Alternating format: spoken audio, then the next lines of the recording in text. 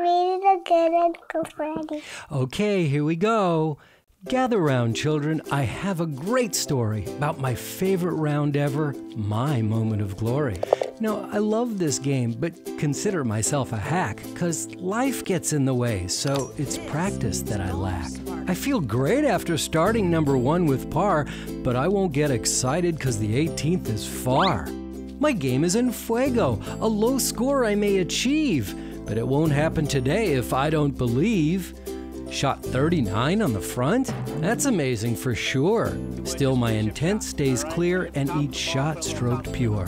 Don't look at the scorecard. Delete all digits from your head. Swing easy, breathe deep. Remember what Doc Parent said.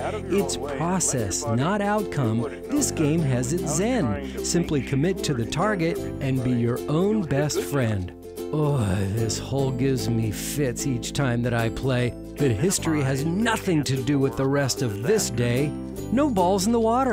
Didn't notice the trees. It's my best day ever. Broke 80 with ease.